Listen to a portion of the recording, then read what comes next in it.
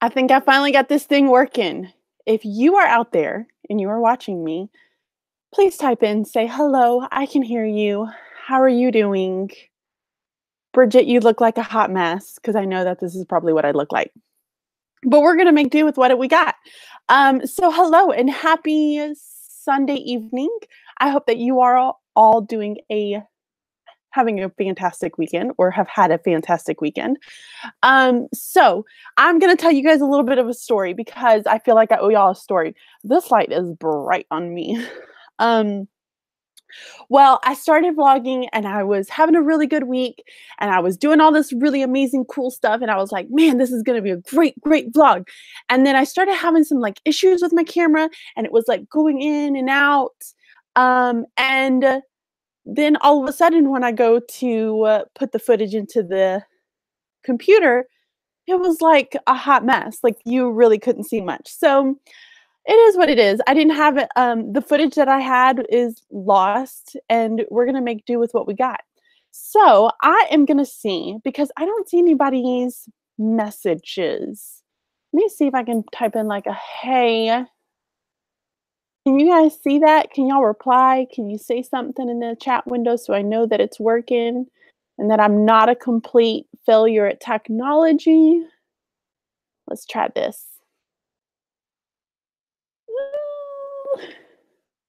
I think I'm gonna make this work, y'all. Every time I go to do one of these videos, it ends up doing this. Like, I end up not remembering how I made it work the last time. So, please bear with me as I am trying to figure this out. I do appreciate it. Why do they gotta make this so confusing? Did y'all ever wonder that? Why in the world is it so confusing? This says live. What if I did that? Let's see. And if I scrolled all the way down to the bottom, maybe I can find something. All right. Oh, I see people. Okay, so I made a different window because it's not popping up on my window, so that's okay. We're gonna make do with what we got. Oh my goodness. Hello, people. Hello, everyone. I hope you guys are doing well. Thank you for joining in on this Sunday evening. So I figured what I would do today is I'm just going to kind of chit chat with you guys and fill y'all in on my week and let you guys know how everything's been going basically. The kids are all downstairs. Both of the boys are downstairs. We actually got the opportunity to go and check out the baby chicks today, and they have gotten so flipping big, y'all, so big. And they are the darndest cutest thing. And I have been so proud of Ian because he is picking those chicks up like it's nobody's business. And so we cleaned out their cage, and then they're going to start getting used to going outside a little bit. And I don't know, I just love it. I freaking love chickens. I just want to be a homesteader. I'm not going to lie. I'm going to quit teaching and I'm going to be a homesteader, and I'm going to have chickens and cows and horses and all of the whole 9 yards. Problem is I really like shopping at the grocery store. So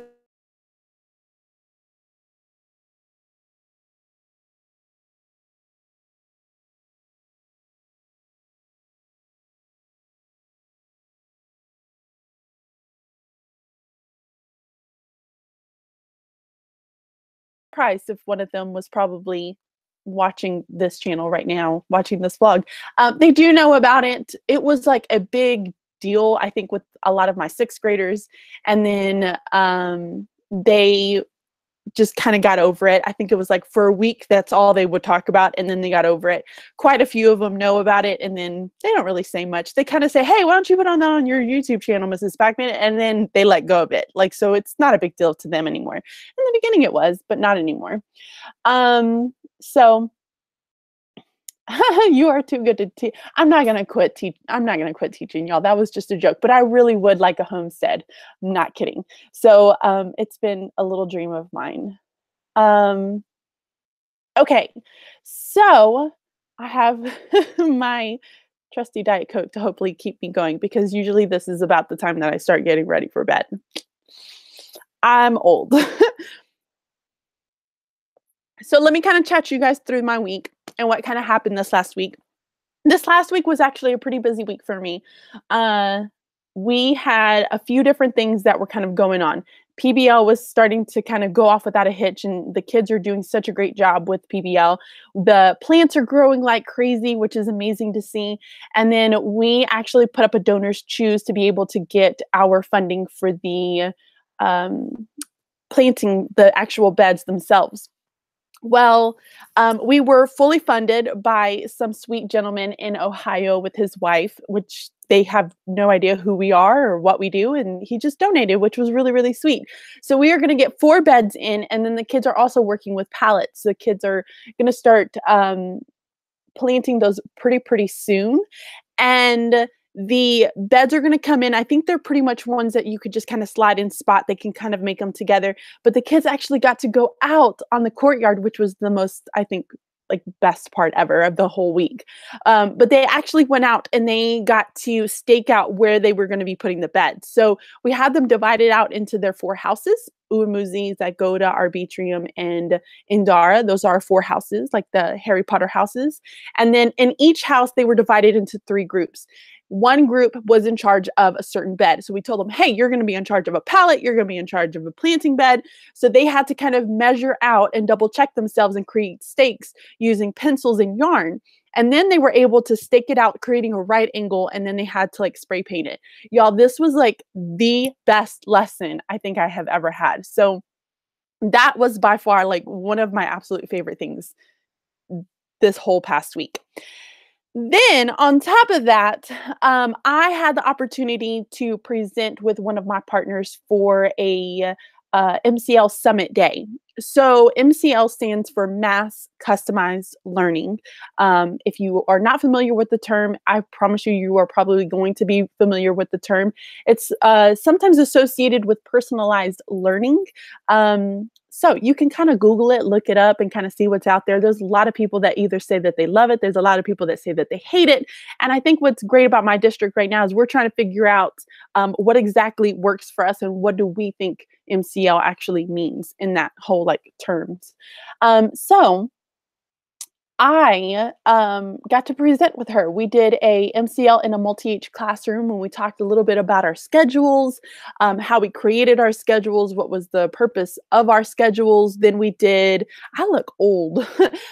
Then we also did a talking about our learning targets and what was the purpose of our learning targets.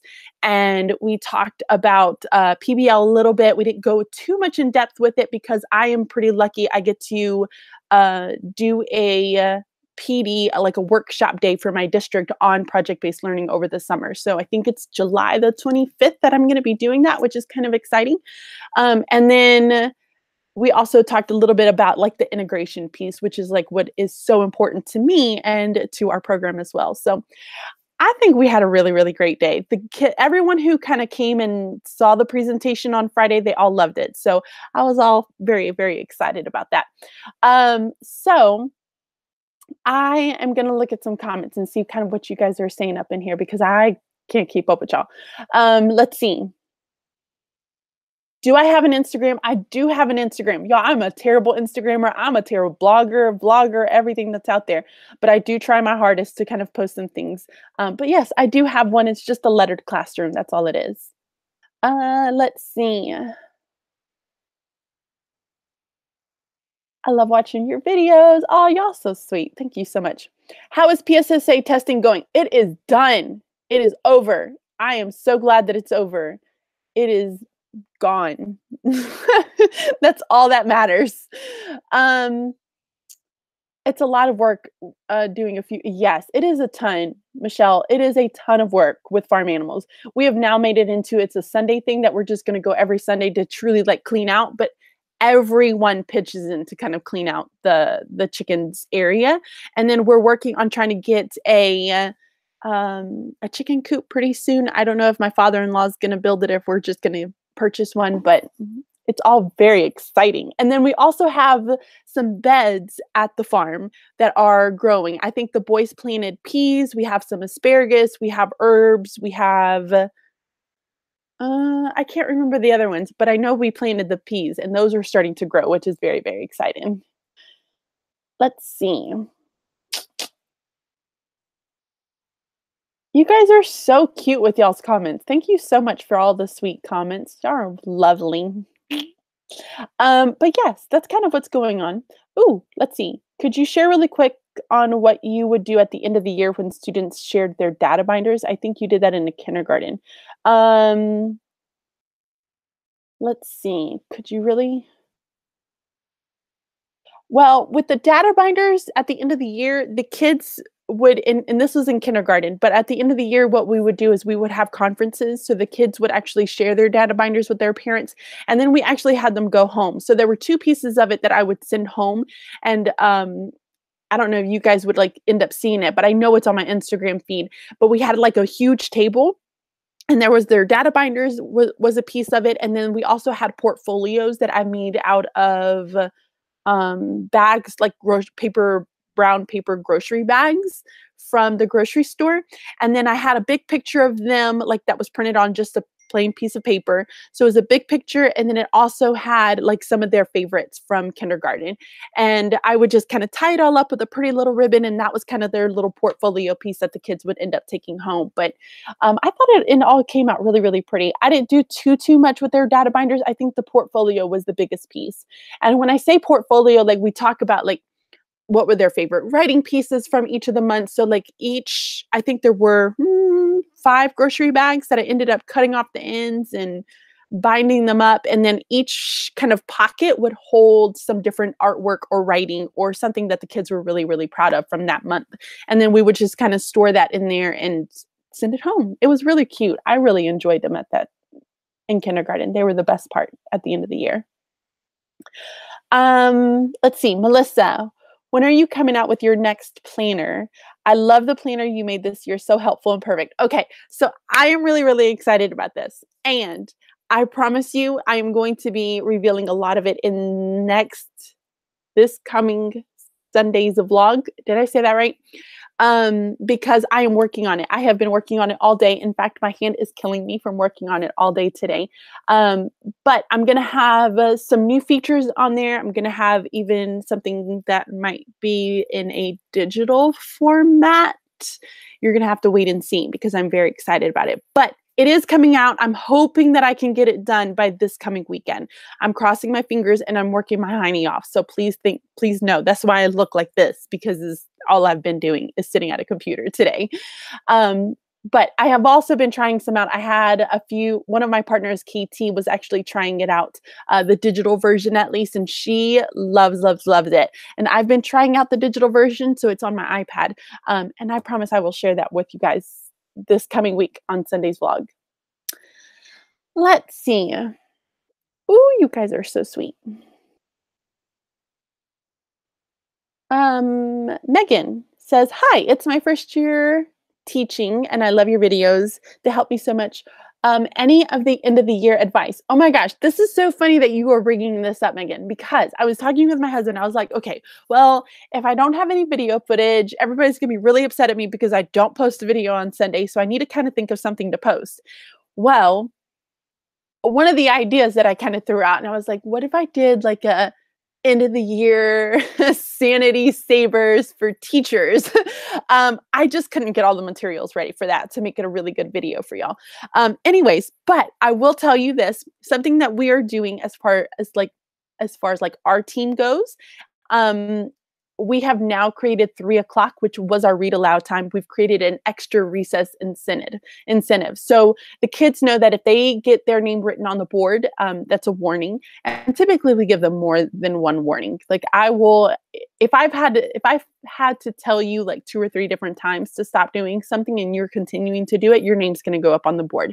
And then the next time that I have to tell them to do something, they're going to put a check. So if they get a check, they're done. They're not getting the extra incentive recess. So a lot of the kids are really wanting to focus on getting that extra recess because then they get to go out. It's been really nice outside and that's been working. But I will also say that having some kind of themed weeks would be really cool. So like a shark week, you know how you have Shark Week in July learning about sharks. You can go outside, you can play lots of games with sharks. Isn't it the one where there's the sharks and the minnows? So the minnows are trying to swim across and the sharks tag them. So that's like a fun outside game, but you can also watch videos on sharks. You can take notes of sharks. You can have them complete a poster or a video on sharks. Like there, you can make it a whole theme. In kindergarten, I did theme days instead of theme weeks. And for the theme days, I would do like an ice cream day. I would do like a magnets day. Oh, goodness, it's starting to rain. I would do, what was another one that I had? Bubbles day, like we did a bubbles day, we had a pizza day, we had different days where I would have all kinds of different activities. I would tie it in with reading.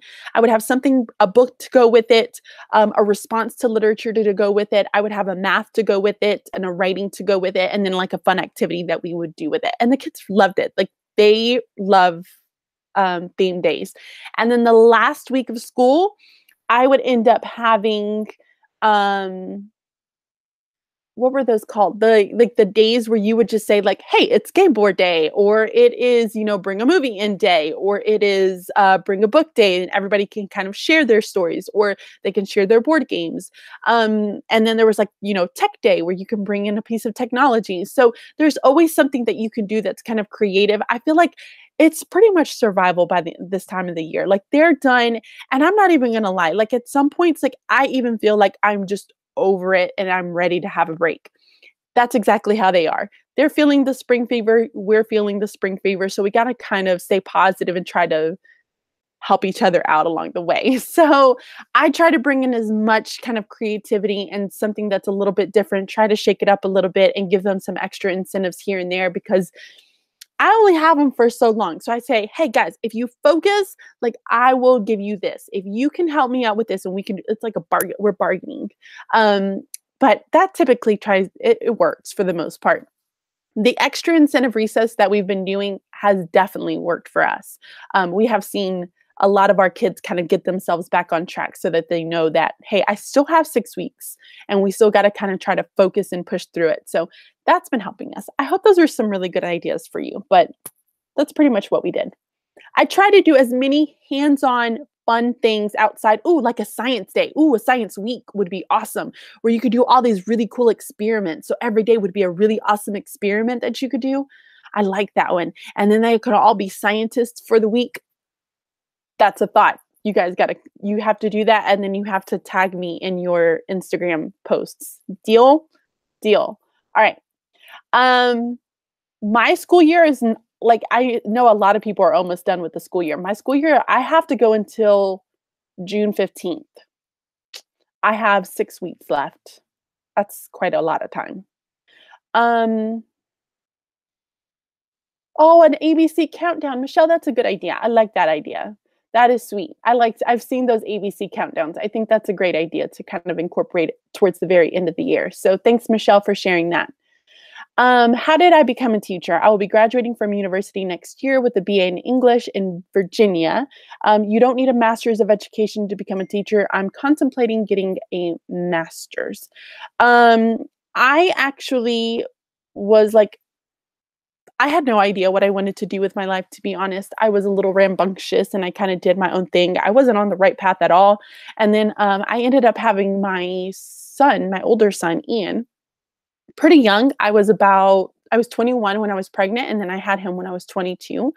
And after he was born, I really wanted to get my act together. So I decided to go into teaching. My mother was like a teacher, but not a teacher for like she was like a restaurant teacher, if that makes sense. So she kind of did all of the trainings for Whataburger, which was back in Texas. And so she did that, and I kind of did some training as a manager in Red Lobster, and I really enjoyed kind of working with people. So I said, you know what, I'm going to give it a try. Started going into the teaching kind of field, and went to doing some of my first internships, and I loved it, and I felt like I was pretty good at it. So I kind of continued on that path, and that's how I became a teacher. I am actually starting to get my master's hopefully this May. If not, I'm going to start in June, like June 11th. It's either May 14th or June 11th is when I can start.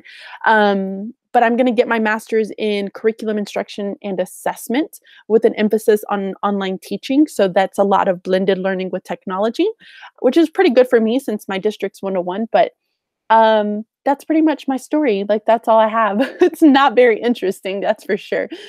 Um, I'll be teaching a 4 to 5 combo next year, with the majority being 4th graders. Any tips on how to juggle both curriculums?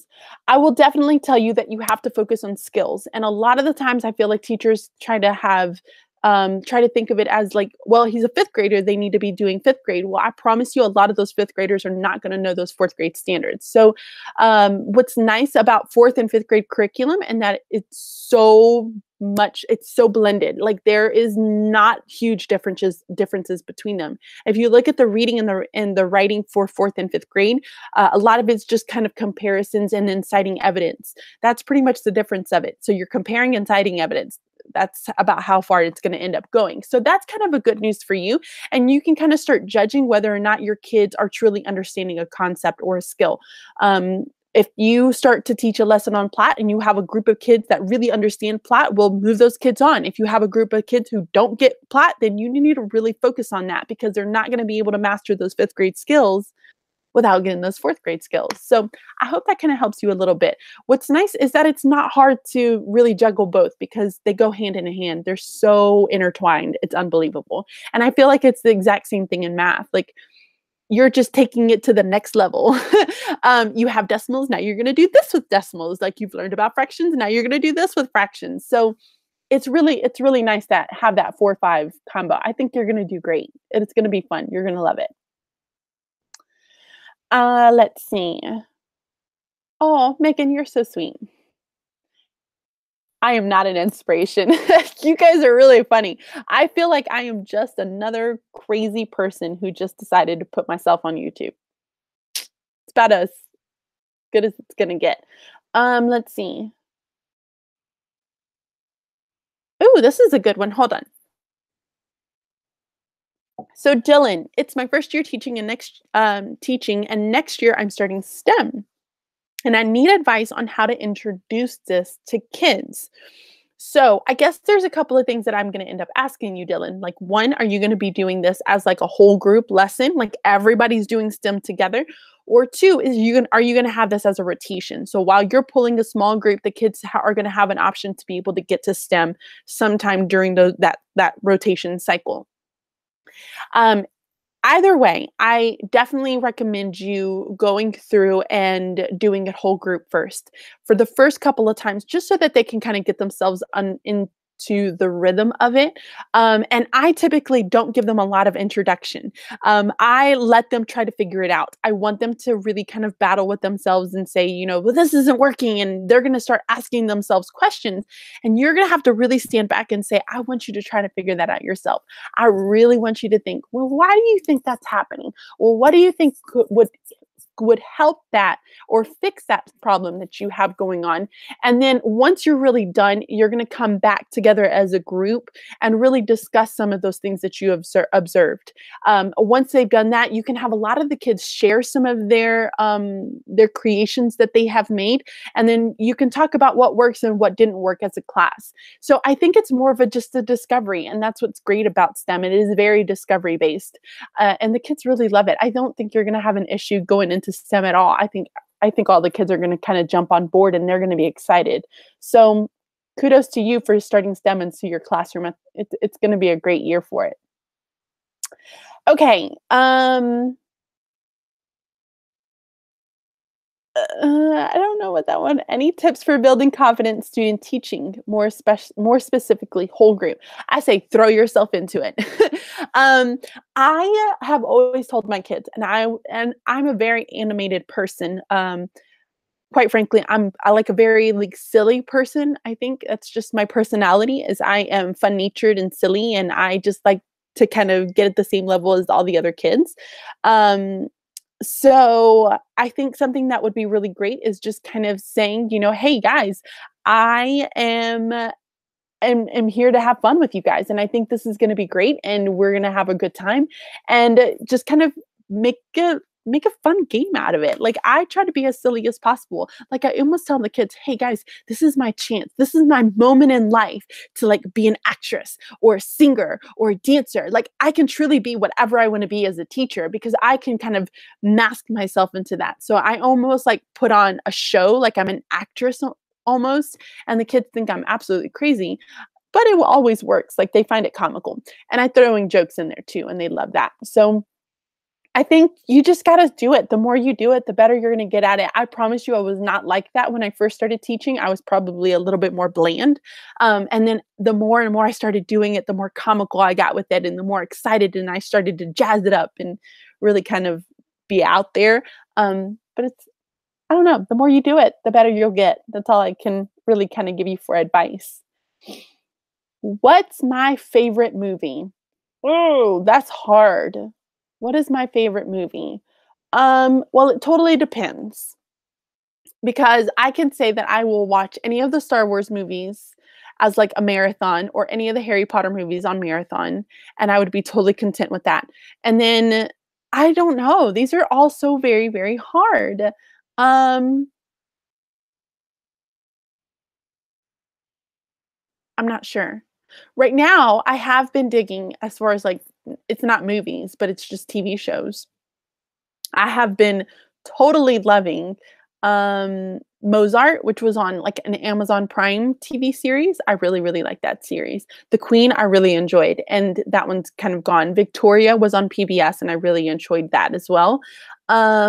Let's see. I feel like there's some other ones. Right now, y'all, I'm really weird. And please don't think ill of me, but I'm totally into murder shows. Like, I love true crime. Like, I love watching, like, 48 Hours and Unsolved Mysteries. Like, I love, love, love them. So, that's about that's about what I've been watching lately, and it's probably giving me bad nightmares. I guarantee that's probably why I haven't been getting as much sleep is because all I've been watching is, like, true crime. Um Alexis says, "Hi, Bridget. Do you have any tips on staying organized and saving space in a small room? I teach second grade in a small space and am struggling to have any room, um, to have my room looking like it's busting at the seams. I think you just got to purge. You have to purge, purge, purge. Containers are fantastic. Filing cabinets are fantastic. When I was in kindergarten, it's funny because I've had kind of both rooms, um, and one room my kindergarten classroom, I had no storage anywhere. I had like a little storage space in the back closet where I shared with like 4 other teachers, but I didn't have any storage on the inside of my classroom. So I kind of created storage. I bought shelving units and placed those up. And that really, really helped me. And then I also used filing cabinets. So I had one, two, three, I think 3 filing cabinets, 2 of which were pretty big. And then one was a smaller one that was back behind my space. But the bigger ones would hold all of my thematic items. So I think you just kind of have to be creative, figure out some storage units that you can have, maybe some drawers that you can purchase, like the plastic drawers that you can purchase to help you kind of with that. And then as you go along, the every year I would probably invest in getting one nice piece. Like, I really like the storage units from IKEA. I think those are fantastic. So I would greatly suggest that you try to purchase one of those items and then just kind of keep adding on to your collection. But the plastic drawers work fine. I will say that the kids have a tendency to kind of destroy those and they're always falling apart. But you kind of make do with what you have for the first few years until you can start kind of adding to your collection and kind of making some of that space. But I hope that kind of helps for you. Do you know what kind of, this is George, by the way, says, do you know what kind of classroom theme you want for next year? To be honest, I don't know if I want a theme. Is that crazy, y'all? I really don't know if I want a theme. I think I just want to be like the exact same. I don't think I'm going to change much at all. I really don't think I'm going to change anything. I'm sorry if that was like a complete bust, but I think I just want to go a little bit lighter. I want to go a little bit brighter, and which is why I ended up taking my paper down. By the way, do y'all like that? Were y'all so screaming at me when I was taking my paper down off of my wall? Y'all probably were. But That's why I took the paper down because I wanted to go a little bit lighter. I ended up changing the 2 bulletin boards to go a little bit lighter, and I really like it. I like how light and clean it is. I still have a few things that I'm gonna try to tweak out, but I'm not gonna do it until the summer, just because I don't really want to right now, so I'm just leaving it. Connor, watch BuzzFeed Unsolved on YouTube. I am so gonna do that. Thanks, Connor. You're the bomb. Um, Oh, that's so sweet. Thank you. Somebody said, "Can't tell you how excited I was when you announced you were starting grad school. I will be too, hoping the best for both." That is so great. Yes, I am very excited about starting it. I was a little apprehensive, not gonna lie, because that just means that I'm adding more to my plate, but I think it's gonna be okay. I'm just gonna have to learn how to manage my time a little bit more, and I think it's gonna end up being fine. I'll make the best of it. You guys know that. I will try to stay as positive as possible. um, oh my gosh, Addison, you're so sweet. She says, your school district and your students are so lucky to have you as a teacher, and you are a great teacher, and your channel is great, and so are your videos. Thank you, Addison. I feel like my videos are a hot, scattered mess, and I promise y'all I'm trying to definitely work on that, but some weeks are really great, and then some weeks I am just a stressed ball. I'm a stress ball sometimes, but I try to be extremely positive. Can you guys tell? Francine, hey girl, how are you? Mwah. What are the differences between MCL and tracking? So I'm not sure exactly what tracking is. I haven't really heard of that term in education. But as far as MCL, what MCL means is mass customized learning. I want you to think about your everyday life and think about when y'all go to Amazon and you click on something, and then you know how it ends up telling you, well, because you like this, here are some suggestions. And then when you go to Goodreads, it does the exact same thing. You Google up a book and you click on Goodreads and it tells you, hey, we notice you like this. We think that you're going to like this. Same thing goes for Netflix. You pick a story or movie and it says, hey, we see you like murder shows. So here's another series of murder shows. Well, it's the exact same idea. So basically what it's doing is that it's customizing everything in our lives is starting to customize more and more towards us. Ads on blogs are now customizing it. It's starting to pick up your cookies and figure out, oh, hey, I saw that you were on Amazon and you were looking this up, and it pops it up on a blog post a little bit later to try to get you to really buy it. I mean, advertisers have this, right? And why isn't education doing it that way? They are still very, oh, we're a little bit slower than all the rest of kind of what the world is kind of is moving. The world is now customizing everything to you and to what you need. Well, that's what we as teachers should be doing that for our students. So we're customizing it for our learners and what they exactly need. So that means going away from whole group. That means really focusing on the kids and focusing on what is it that they're doing, and how they learn, what is their rate style that they need in order to be able to be successful. Now, I think a lot of people, whenever you go to start Googling mass customized learning, there's a lot of people out there that think that that is related to self-paced, and it's not self-paced. I don't really like that term self-paced because that self-paced for somebody, they could be lazy as all get out, and you know they're going to stay in that same exact unit because they'll never get anything done. I think self-paced needs to be taken lightly, and I think we need to look at rate and style more than looking at it as self-paced, and really focusing on, well, here's how this kid learns best. Here is what they're needing.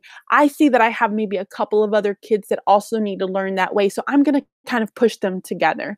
I'm just doing small groups all day long. That's pretty much what MCL is. I'm doing small groups. I'm meeting kids at their pace, and then I'm pushing those kids who want to go further. We have a few fourth graders that are already in sixth grade math because they went home and they taught themselves the entire curriculum, and they know it, and they're that motivated and that driven. I feel like if it was just a normal classroom, that they would not be as far as what they are now. So look it up out there. It's mass customized learning. I definitely suggest that you guys kind of look into it, but it's really interesting and it's neat. And I don't feel like what we're doing is really any different, to be honest. All I'm doing is I'm just teaching small groups all day long, and I'm pushing kids from where they are and what they need. We know that there are also kids out there who developmentally are not ready for certain skills and certain standards, whether it be the fact that maybe they were born as a preemie, maybe they were born in very different circumstances that just kind of don't lend themselves to being developmentally prepared for fourth or fifth grade. So I kind of take that idea and I say, well, all right, here's what I'm going to teach you, and here's how I'm going to teach you. And I'm going to also kind of give you some of those supports there as well. So I hope that answers your question, Francine. And I feel like you ended up going back and saying something about tracking. Tracking is when students are grouped by low, average, advanced. See, it's a little bit more, I almost compare it to a slinky. Francine, when you have a slinky and it's closed up, that's kind of where education started, right? Education started with everybody being in rows. And then as the years went on, we kind of stretched that idea of being in rows to, okay, well, maybe we're going to have a whole group, but we're going to throw in a little small group, or we're going to add some differentiation in there. And then it kind of kept going. So we're taking it from this tracking idea of average, medium, and low, or high, medium, low, to here's more a personalized rate for you. So there are some things that kids are really, really good at, and I kind of move them faster. But if I notice, like, let me back up. I'm sorry. But like, let's think of it as in reading and math. There are some kids who are really, really good at math, but they're not so good in reading. So maybe they are advanced in math and they're kind of pushing ahead and they're going faster, but they need to slow down for a little bit. You kind of have these little humps every once in a while. And sometimes that's okay because it takes them a little bit longer to learn a skill. I think it's all about knowing your kids, to be honest. And it's really about being able to recognize that when they're ready, you move them on. And when you need to take another day or two, you take another day or two. So there's not really a set like, hey, this week I need to be on this, and next week I need to be here, and this next week it's my curriculum map says I need to be here. We don't have that. We have more of, here's what I want to teach you during this span of time. How long it takes us, we're going to kind of play with it and play with it by ear, and we're going to figure it all out along the way. So I hope that helps a little bit to kind of share some of that, because I feel people think that what I'm doing is craziness, and it's really not. It's the same thing that a lot of people do. I just do small groups all day long. Let's see. How does MCL prepare students to be tested at their grade level? I totally buy into not all students being developmentally ready, but when we have to test them at their grade level. Okay, Amanda, so here's what I have to say. A test is one day. You cannot stand there and tell me that one day of one test is going to tell me what your students are capable of. Because what they do on those tests, they have point of view, for instance. They give you 2 questions on point of view. Maybe you do really well on one question. You don't do well on the second question, but does that mean you really don't understand point of view? Would you take the test's advice, or would you take the advice of a teacher who says, hey, here is the data that I've collected. Here is where the student really understood it. Here is where maybe it wasn't on their reading level, but I put it on their reading level. And so they understand point of view at their reading level because that's kind of where they are. So I don't agree with the tests, and my district doesn't focus on the test because that's not who my kids are. They are not a test. They are not a test score. Just like teachers, we don't want to be a score. I guarantee you, you don't want to be scored and saying you're a number 2 and you're a number 3 and you're a number 4. No teacher likes to be identified as that. I guarantee you our kids don't want to be identified as that. So I don't really care about the tests, to be honest. I feel like I'm getting to know my kids as readers, and I'm creating readers out there, and I am preparing them for what they are going to see in real life. They're not going to see a real test in real life. Now, granted, I'm not also not going to say that I don't teach them strategies for tests, because I do teach them strategies for tests. They're going to need to know it when they go to college. They're going to need to know it when they're in high school. They're going to need to know it when they take the SATs. They're going to need to know that piece. But at the same time, right now, right here, that is going to not be my biggest priority. We prepare them as much as we can, but at the same time, I'm not going to try to shove practice tests down their throats, because I don't think they think that it's appropriate for them. And I also have to take into consideration, I have a lot of kids who have anxiety over tests. And those tests, when they sit down to start doing it, I guarantee you that they are not doing as well because of their anxiety as what they would have done being one-on-one with me and being able to communicate that with me. I also think that there are some kids out there that are really good, and I have these kids in my classroom, at orally telling me something and being able to communicate their thinking to me. But the moment you have that kid take that and place it on paper, they lose it. And that just means that they're just not a strong writer, and they're still working on developing to become a writer. And they're developing those skills at being a good writer. So can you see I'm passionate about the tests? I don't really like tests. I'm not gonna lie. I don't like the tests. I don't like them. So I think where I am right now is my district is I don't know. Um, I don't know what that means. So I don't my district is really good about kind of supporting teachers and understanding that it's not just that. So I don't know. I hope that makes sense. It's just one day. It doesn't define who you are, and I don't want it to define my kids. So I prepare them as much as I can, and I'm going to continue to prepare them. It doesn't mean that I'm going to slow down. It doesn't mean that I'm going to not teach because, they say that, oh, you don't have to worry about it. I'm going to teach my heart out, and I'm going to push my kids, and I'm going to challenge them. But at the same time, I'm not going to stress out about it. You know what I mean? Hope that makes sense. I don't know if you guys are agreeing with me. I may come back to the comments and all y'all are calling me crazy, that I'm stupid, that I'm this and that, and that I need to stop watching me. And I'm so sorry. Um, okay, there's some people who agree with me. Oh, goodness gracious. Um, teach teach the child, not the test. So true, y'all. So true. And there are a lot of schools out there that are hyper test focused. And I think a lot of that was just, our ideas. And I think teachers are now starting to realize that the tests are not the best.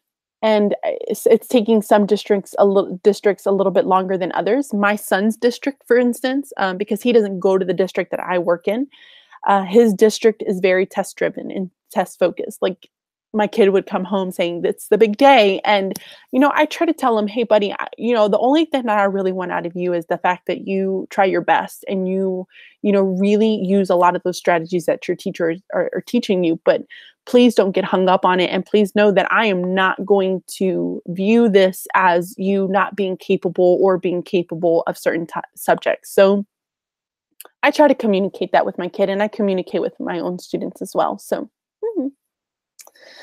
let's see. In teaching kindergarten, how did you set up your pick your free PlayStation spot? Oh, so basically what I did was I went to garage sales and I purchased everybody's toys that they did not want anymore. I had trains, I had bugs, I had like lots of little connects, things that kids can kind of build with.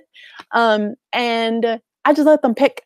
At one point, I ended up starting teaching the kids that when you have, I think it was three. It was three. We ended up talking about it. When you end up having three people to a bucket, you can't have any more people there. And the kids got really good at it. And so here's kind of how I did it. It wasn't like it was like after the first week of school. I told the kids that they can go and play. And I said, you guys go and play. Go pick a place. Go play. I didn't tell them anything. I didn't say, hey, there needs to be this many people here. There needs to be this many people here. I didn't say anything to them. I told them to go pick a bucket and to go find a spot and to just play. And so soon the kids started realizing that there were a bunch of them at one bucket. And then they started realizing that others people's buckets were starting to interfere with their buckets and they were all intertwining and all of their toys were a hot mess. And so afterwards, I kind of got together and I said, guys, what did you notice about our playtime?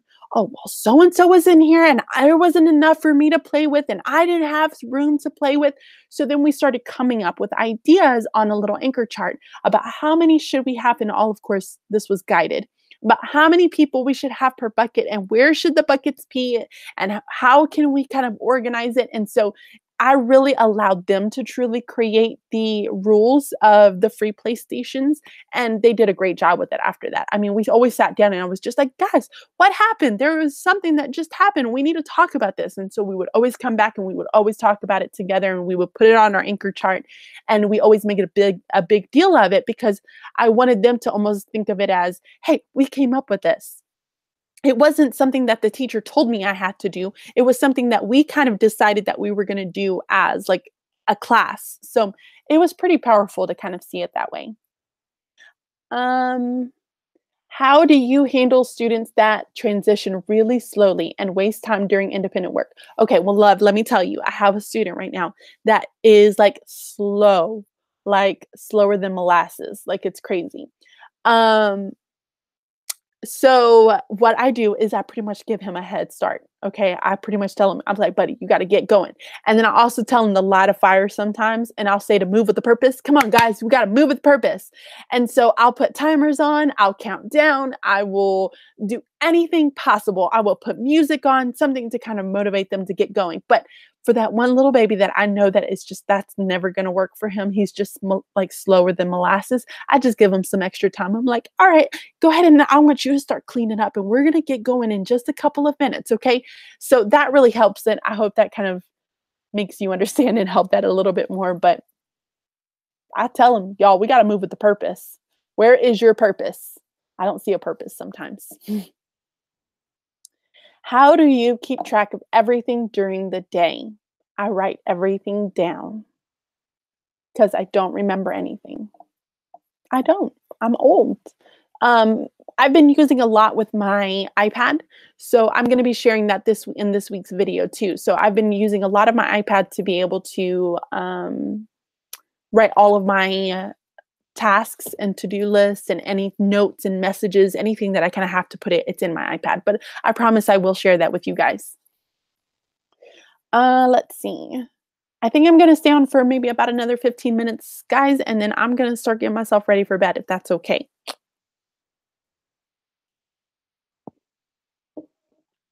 Oh, I like this one. Aaron says, Bridget, you are my number one favorite teacher, YouTuber. Oh, you are so sweet, Aaron. Thank you. And then it also says, what would you like to improve on the MAC team next year? I am so glad that you asked this, Aaron, because this is a fantastic, fantastic question. I am always about improving myself and making myself better.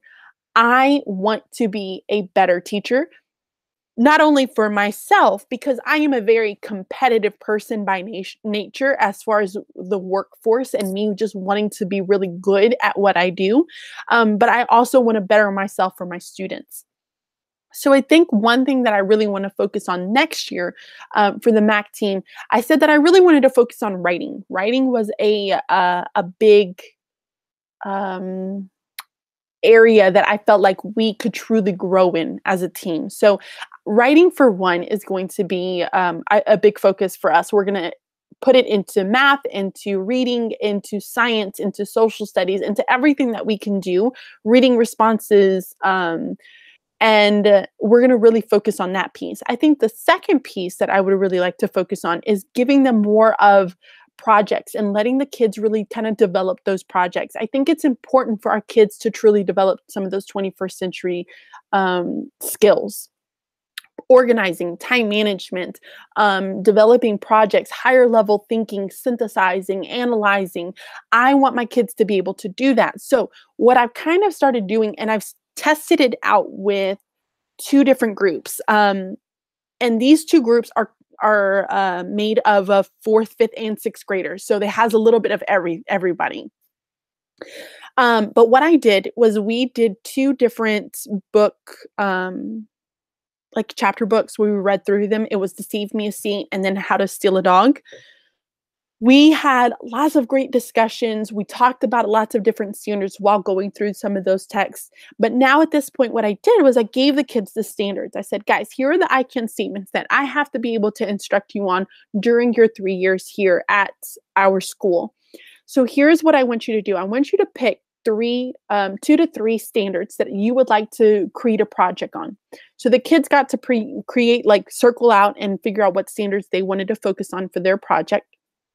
And then at this point, they're in the process of kind of putting all of their thoughts down.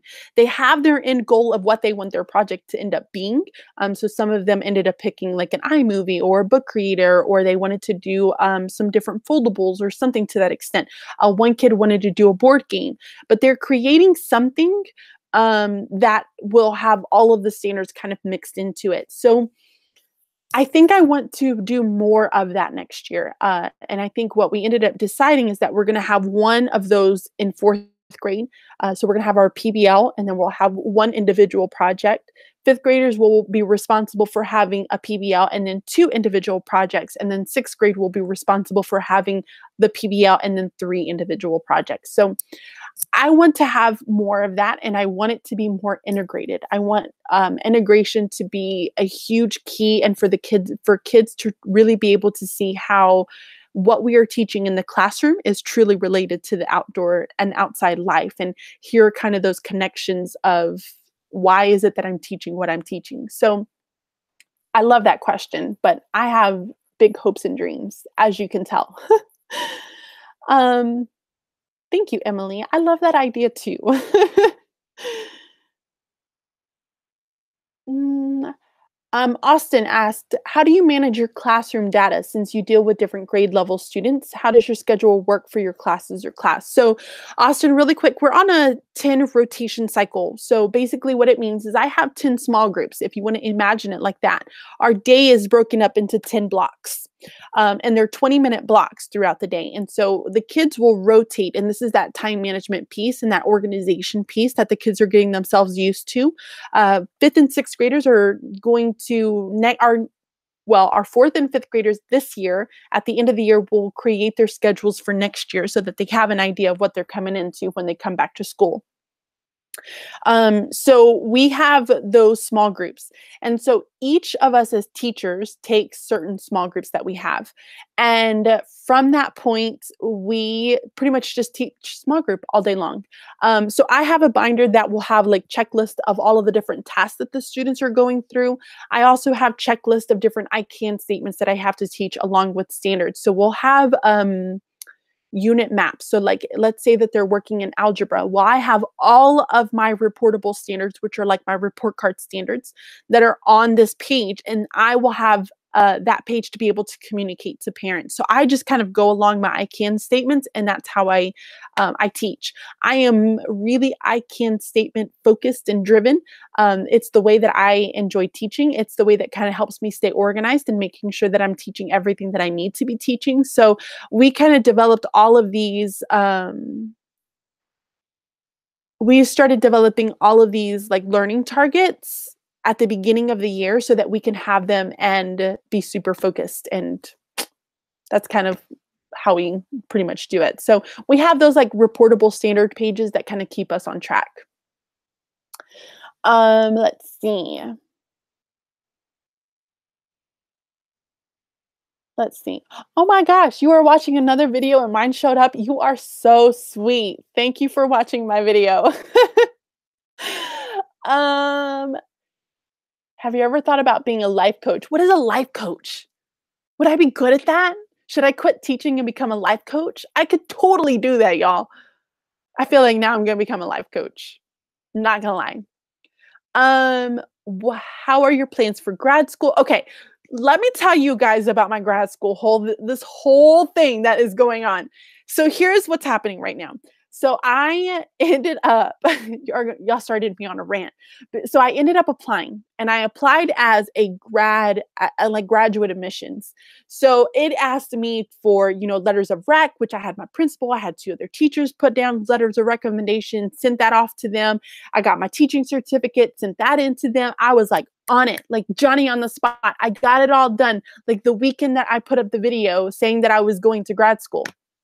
So I sent it off, and then I never heard anything back. So I called them. I was like, all right, well, I need to know what's kind of happening. And then I also wanted to look into financial aid and see kind of what were the possibilities of financial aid that were out there, which I didn't think they were going to be great options. And they're not great options when you become a graduate student. But either way, we were going to make it work.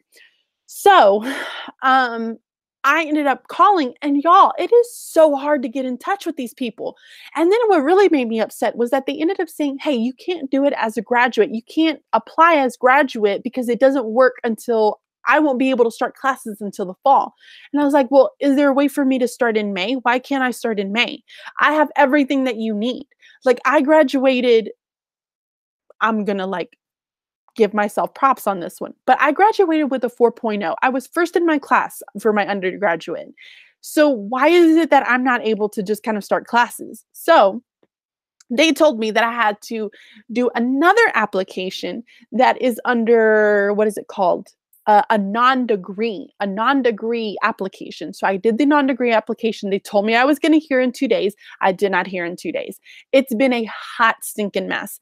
All I want to do is just start a class, one class, one little class, and I can't even get that one class going yet.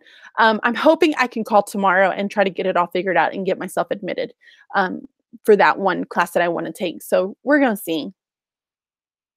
It's been a hot mess. But yes. Let's see.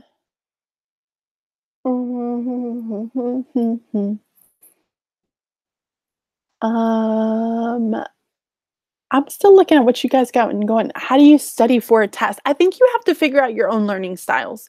I am one that I have to read, I have to underline, I have to highlight, but then I also have to take notes, and then I make them into little cards and I try to help myself with the cards. I think you have to kind of figure out what works for you. Y'all, there are some amazing like YouTube videos out there about people who are all sharing how they study for tests. So I would go and check them out because I'm sure people are like geniuses. Um, Unbelievable. That's what I said. It's been ridiculous trying to get myself into grad school. Ridiculous. Um, let's see. Life coach can pretty much teach anything you like. That's me. That is me, y'all. I'm gonna be a life coach. Let's see. I think, oh my gosh, do you have any fabulous summer plans? Actually, Sarah, I do have some fabulous summer plans. Although a lot of my summer plans, my legs are starting to hurt. A lot of my summer plans involve, one of them involves me doing social studies curriculum rewrite, which by the way is going to be like a load full. So I'm going to start preparing for that pretty soon. So I'm doing social studies curriculum rewrite, and then my husband's mom's side of the family is having a family reunion in Wyoming. So we're going to go to, is that right?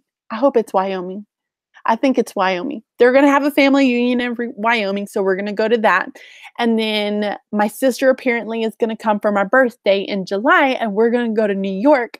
And then there is an MCL conference at Penn State that my district is going to send myself and my partner KT. We're going to go to that MCL conference, Penn State. I'm going to be there for 3 days. It's going to be so exciting.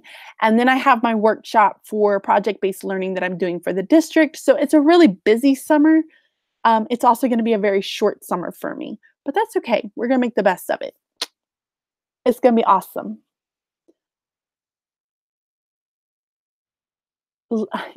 Listen, I am so sorry, y'all. I feel like I want to be like, listen to me, Linda, listen. I am have been so incredibly busy that I have not been able to update anything that I wanted to update. So I promise you that is like one of the things that is on my list over the summer to be able to kind of tackle. But right now, with me trying to get these planners out, I have not been able to update anything. So I do apologize and I hope y'all don't hate me. But I'm just not really good at being a TPTer. It's just not who I am. Let's just be honest. But I will get it updated. I promise you. Over the summer, every a lot of my products are going to get some updates. Um, where in Wyoming? I have no idea. I have no idea. I hope it's even Wyoming. I honestly don't know. um, oh my gosh. You guys have lots and lots of really great comments. Any personal book recommendations? Oh my gosh. The Life-Changing Magic of Tidying Up. Fantastic book, by the way. I listened to it as an audiobook and it was like so calming. I would play her in the morning and she has one of those voices that you just want to listen to. Fantastic book. Always, always, always recommending the what is it called? The GT, Getting Things Done book. So Getting Things Done is awesome. Have I seen the new? No, I have not seen the new Avengers. I want to go and see it, but I have not. Maybe I should do a date night with my husband and we should go watch it. How long did it take you to complete your undergraduate degree? Okay, so my undergraduate, you're gonna have to know that I also worked 2 jobs while I was getting my undergraduate, and I had a son. So it took me, I started going back when he was born in the year 2006, no, 7. 2007, and then I graduated in 2012 with my undergraduate. So it took me a lot longer, but that's because I also didn't take as many classes as what I probably should have. Have I ever thought about being a high school teacher? Absolutely not. I would go crazy. I don't think I could ever do it. I am more of a what is it called? Lower level teacher. I can't do anything that goes into middle school and up. Mm-mm. It's not for me. It's not for me. I'm sorry. Okay. It is now 9 o'clock. Actually, it's past 9 o'clock. So I truly, truly do love you guys. Um, oh my goodness. I do love y'all so much. And I'm really sorry, but I'm gonna get ready to go to bed. I have to get up to have a big day ahead of me tomorrow. So I'm gonna go ahead and leave you guys. I hope that y'all enjoyed kind of having this little chat with me. I know that I was looking a hot mess, and thank you for not judging me on that. So I do appreciate y'all. I hope that you guys get some rest, okay? And I just can't answer so any more questions, but I do love y'all. Have a really great week. I will see you guys next Sunday. I promise I will have a new vlog on next Sunday. I'm going to get some new SD cards. That's on my list for tomorrow morning. So I will see you guys later on. Thank you guys so much for tuning in and watching this video. Thank you so, so much for all of your love and support. Y'all have no idea how much this really keeps me motivated, and it just brightens up my day. I was feeling a little crummy. I'm not going to lie. I was not wanting to do this video, but you guys just changed my day so much better. Y'all made it so much better. So have a lovely evening. Get some rest, y'all, and I will catch you guys next Sunday. Bye.